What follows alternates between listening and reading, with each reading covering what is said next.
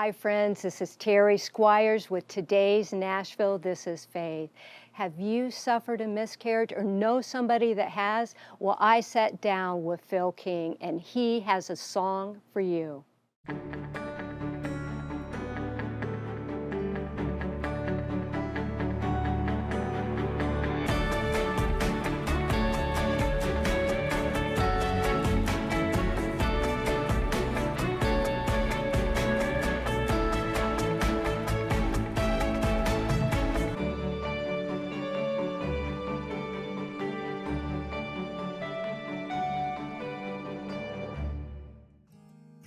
The Lord tells us to come to Him, all you who are weary and burdened, and He will give you rest.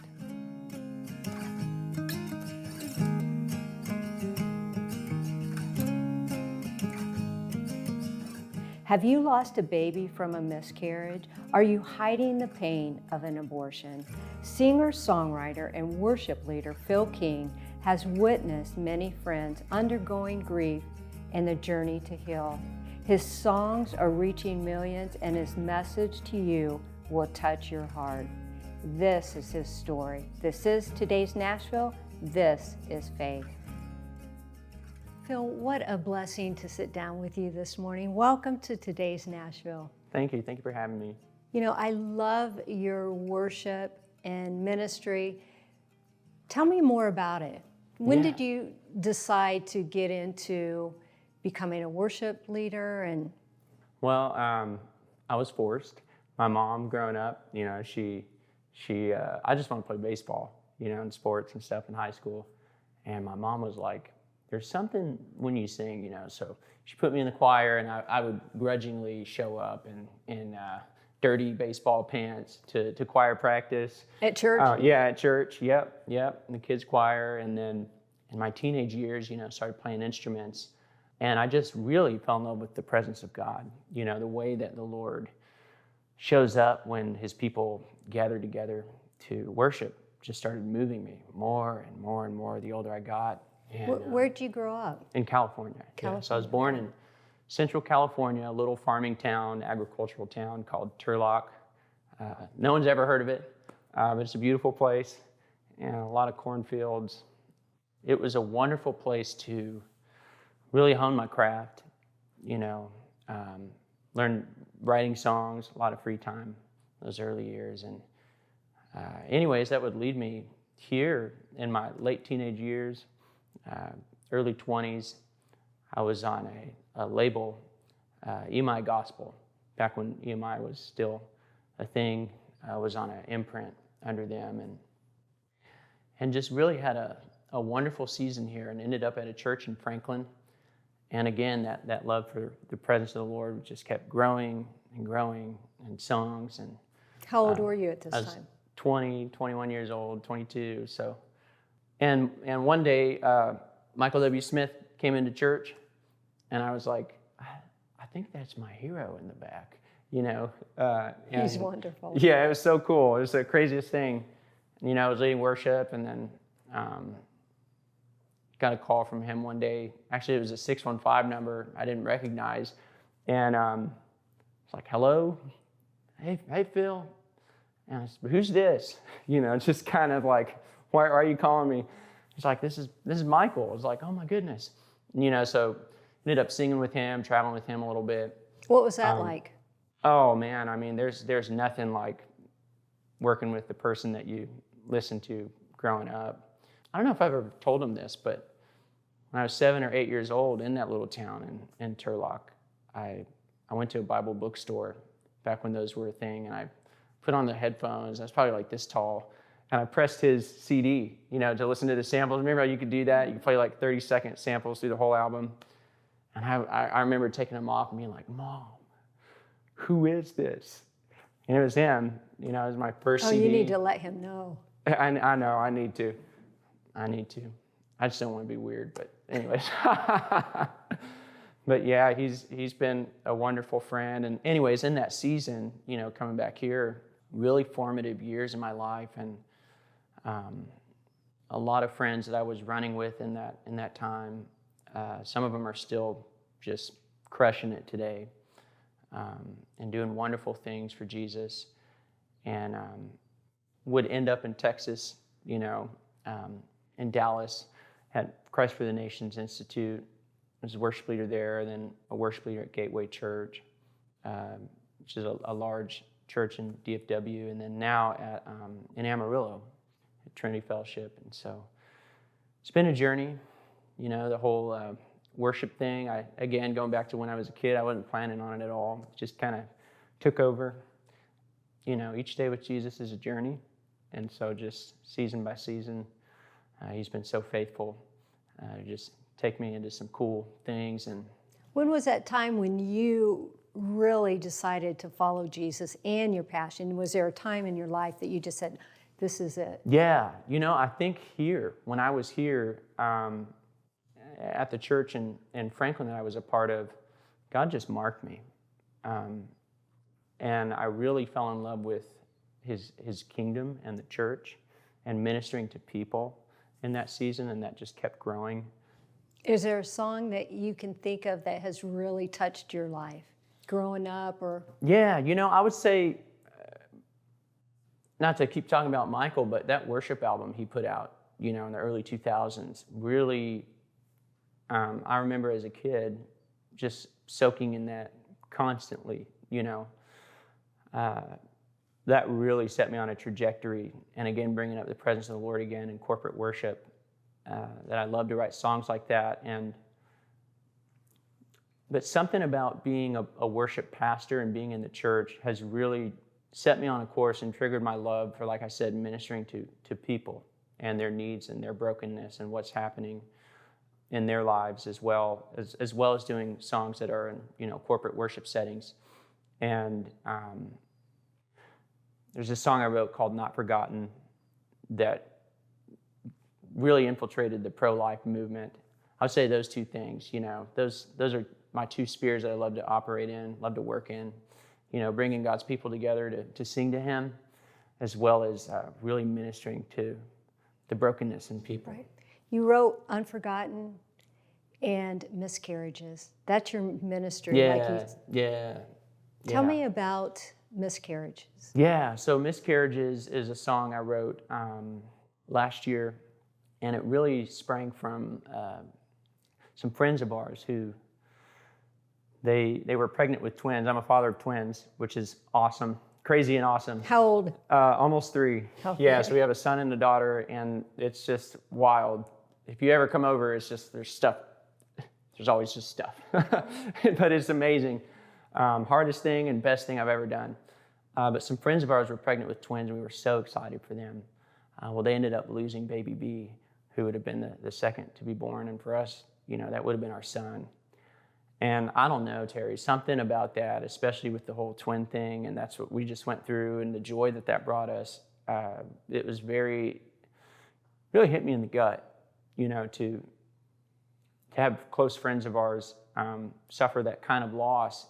And that just set me on a course to write this song, and actually wrote it just for them to hear, and then shared it with another couple that had a loss, and they shared it with another. Hey, can we share this song with my boss? Actually, hey, can I share this song with family members that just had a miscarriage? And it just kept kind of trickling out. And so I thought, well, I think I need to put this out, and it's been incredible. What was the response from your friends? Oh, I mean, they're not very outspoken people. They're good, West Texas folk. But the husband came up to me at church, and this was a big deal. He put his arm around me and just said thank you, and it was pretty emotional. I'd call it quiet emotion, but it was there.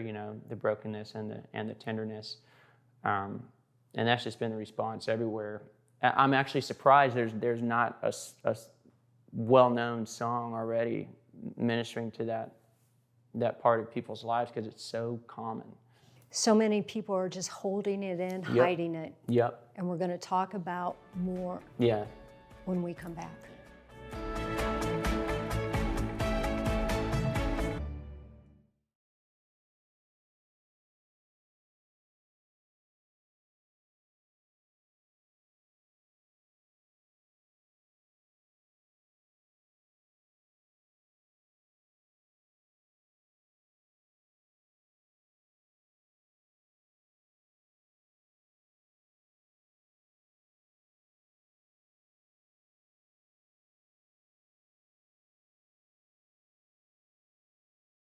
Phil, God has given you an amazing platform to reach the hurting of a miscarriage and abortion.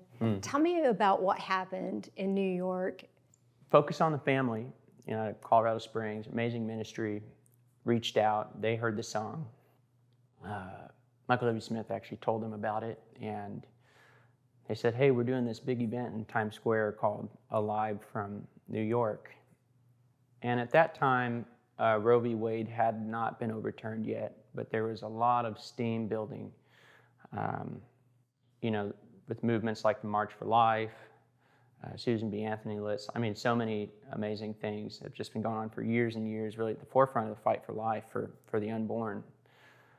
And they kind of all converged, and Focus on the Family had people there like, Alveda King, Francesca Battistelli was doing worship. Unplanned had just released. They had Abby Johnston there, and the actress as well from the movie. Like a lot of people at the forefront of that movement, and 20+ thousand people that they could count. So it was the largest pro-life rally in New York that had ever happened. And they asked me to play that song I wrote, Not Forgotten, at the end of the whole thing. And there's nothing like standing up for life and purity and righteousness and defending the unborn in the middle of the cultural center of the world, really. There were thousands of people there, but there were also thousands of protesters. It was crazy, Terry, I'm waiting to sing, and there's just all these people that look like they want to kill me, protesting, and NYPD's in between us and them. And what was going through your mind? Oh, I was just praying the whole time. I kept thinking of David and Goliath, little kid just standing up for what's right, and the battle that was going on for Israel at that time. And, obviously no one was throwing spears at each other, but it felt like it. That's a pretty intense setting when you're stepping into government and policy, because that's territory that has been the territory of death and the enemy for decades. And that's something I don't believe he would want to give up lightly. So there was quite a rage, that day. And still is in a lot of ways. But anyways, got up and sang that song. And there's a part of that song, the bridge, where it says, it's a simple prayer, Jesus, heal our land. You're the answer. We return our hearts to you. You're the answer. And the rest of the song is, for the unborn. And it was really powerful. It was just so incredible, so grateful I got to do that and be a part of that event. So what would you say to somebody that has had an abortion? Oh, God loves you. He forgives you. Your baby's with Jesus. In fact, when I wrote the song, it was right after the state of New York, which is crazy. I did so many events in New York, and I actually played at the Capitol building 3 weeks after that law was passed. So that law was passed by Governor Cuomo at the time for late-term abortion, and everybody, this is in 2019, just went. People were rejoicing, and the church was mourning and outraged, and people that love righteousness were just so upset. And anyways, when I wrote the song, I had this picture of millions and millions of people around the throne of God whose lives had been aborted. And as soon as I saw that, the song just like hit me like a bucket just got dumped on me of the lyrics, the melody, everything. I wrote it like so fast. And I bring that up to say, for those who have aborted a child, knowingly or unknowingly, what you were doing, pressured or unpressured, willfully or unwillfully, whatever, that child's with the Lord. Yes. The Bible is very clear that life begins in the womb. In fact, the first person to recognize Jesus, as we know, is John the Baptist in his mother Elizabeth's womb. She says, blessed are you, talking to Mary, my baby knew who was in your womb. And so life is precious to God, and it starts here. And so that would be my encouragement to those people. You're so forgiven, God so loves you. And in fact, many of the people who are on the forefront of the fight for life have had abortions. Many of the women who are paving the way for those policies to turn around have had abortions. It's amazing how God turns lives around. It is, yeah. It's incredible. Do you have anybody that comes to mind that the stories or the song that has reached that just has come to you and said, hey? Oh, yeah. Yeah, I mean, when that song came out, my inbox was just blowing up, and people who were canceling abortions after they heard it, receiving freedom and healing after they heard it. One friend of mine, was moved to adopt after they heard it. It really had a great impact. And there was another story too in Oklahoma. A congressman's daughter shot me a message, and she said, hey, I just want you to know my father's working on this new thing called the Heartbeat Bill, and we have your song on repeat as he's working on it. And I know that it reached into some cool places in government.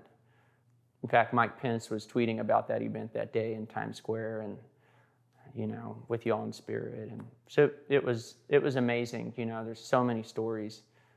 And I'm just a little guy from a country farming town in California, Did you ever imagine God would use you? No. But he likes to go to Nazareth, and the Bethlehems. And that'd be my encouragement for anybody watching, that you're like, can God use me? Yes. Oh my goodness, yes. He can take your little pebble and use it to take out a giant. And you've gone on tour. Did you go on tour with Franklin Graham recently? Yeah. So not with him, but it was a Billy Graham tour, and it was leading up to the event where he was at, and Michael and Cece were there. I was texting Michael during it, but we did 11 nights of worship for young people all across England, and I think we're going to be doing another one next year. It was the first time Billy Graham's ever done a tour of worship, just worship nights across a region, and it was unbelievable. God's moving in Europe. Yeah. He is, and we're going to talk about that. We're going to listen to a song when we come back. All right.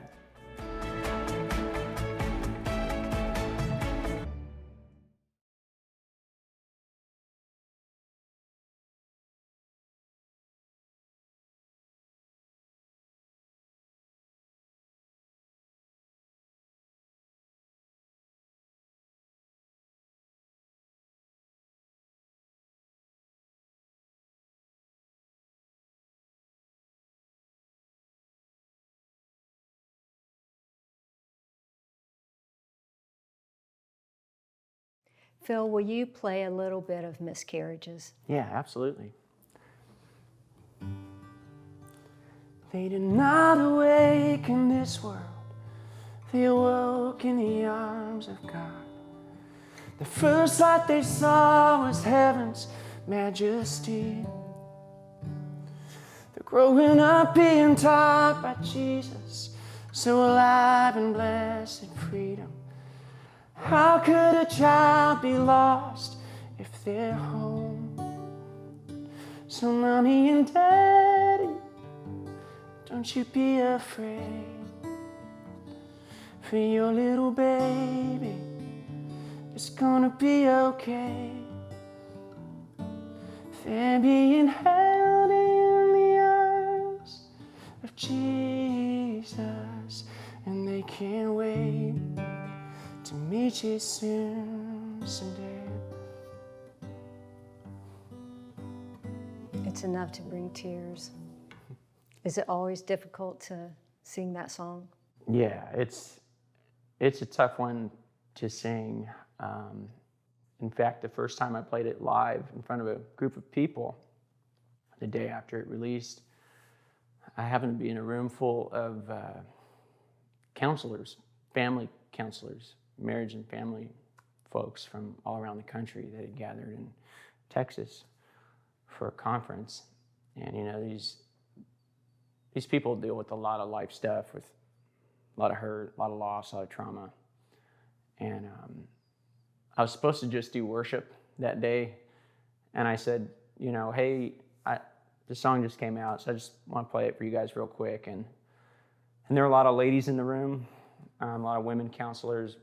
It's probably the majority, I'd say. And so, I said, I've been the recipient of counseling and you guys making a safe place for people like me. So maybe this could be a healing moment for some of you guys. And man, it's just like, just tears. Anytime I've played it live, it's tough to get through. I have to man up and think about, I don't know, guns and fishing while I'm playing it, because I can't get through it, It does. It just brings tears. Yeah. But it has to be a lot of healing for a lot of people. Yeah. Well, I learned a lot after I wrote this song. Miscarriage is a crazy thing because you've suffered the loss of a very real human life, but you have no photographs with them. Sometimes there's not a name yet, no memories other than, whatever happened here. And it's a very isolating, lonely type of grief. In fact, one of my friends reached out who heard it. I didn't even know this. I've known him for years, Terry, and he said, "Thank you for writing that. My wife and I have had 10 miscarriages. And this is the first time in the space of a song we've been able to grieve." And that's just been the story over and over and over and over from people everywhere. There have even been some people that have written in. One gal said, "I had my miscarriage 40 years ago. And this is the first time I've stopped to weep over it while listening to this song." And I think there's power in tears. There's power in grieving. There's power in mourning. I think sometimes we get up too fast after loss and just go, and we don't process. We live in such a busy society. And those things, we carry them with us. And that was really my goal when I wrote this song, was to give people a safe place to process with God and with the truth and hope of heaven attached to it. So true. That, like I told my friend who lost 10 children in the womb, like, boy, when you get to heaven, you'd be like Jacob, like 12 kids total. Because I think a lot of people don't see that. Right. That they're safe, they're with the Lord. Right, yeah. Heaven's more real than here. You hear those NDE, near-death experience stories all the time. And the disciples, they saw Jesus alive and risen from the grave. They touched him, ate with him. And I think that's why they were so willing to lay their own lives down. Death had been overcome, and the promise of heaven was absolutely sure. And I know, without a doubt, and just based on things you read in Scripture, every child that's been lost in the womb is safe. That's so true. Yeah. It gives us hope. Yes. Gives them hope. And yes, and joy, and something to look forward to. I mean, I can't imagine, the reunions that are going to be happening. In fact, my pastors heard this song, and they had actually had an abortion as teenagers, way before they were in ministry, obviously. And God's redeemed everything and is using them powerfully in that area. And I've heard them talk about their child, and I played this for my pastor's wife. I was like, "Hey, can I show you this song?" And just, oh man, just Niagara Falls, just tears. But I saw that, I've seen it, the healing that happens when people remember the hope and the joy that's ahead for them, being reunited with their children. Well, before we talk about what God is doing now and where he's taken you, will you play a little bit of Not Forgotten? Not Forgotten. Yeah, absolutely. Gotta find my place here. Okay. For the one whose song we won't hear, for the one whose voice disappeared, for the melody held in your heart, and for all of your dreams torn apart.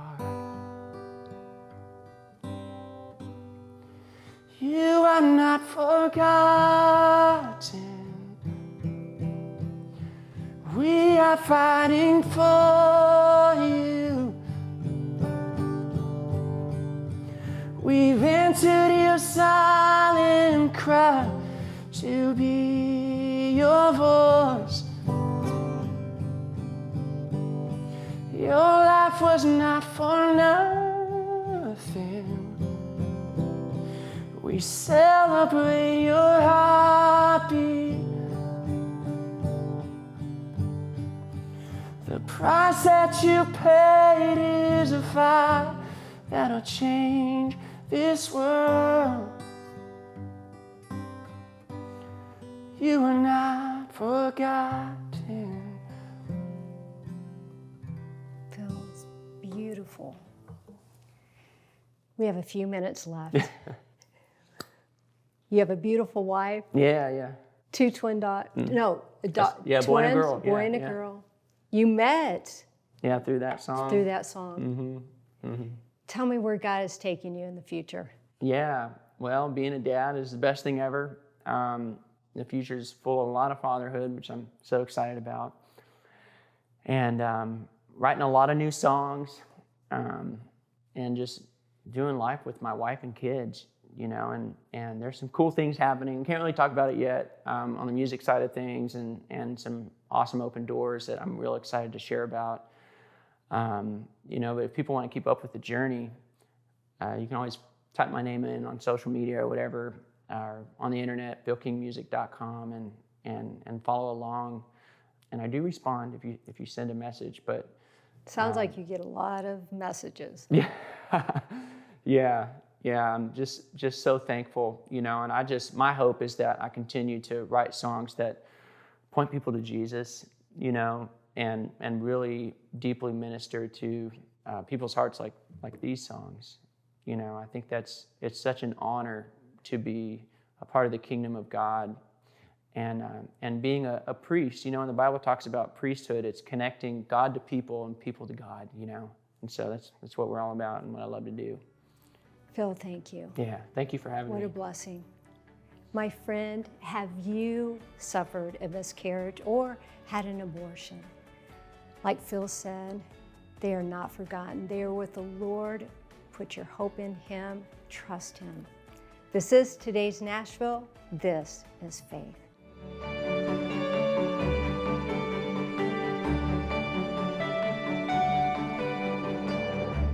Cornerstone Television wishes to thank all our faithful viewers whose consistent prayers and financial support have made this program possible.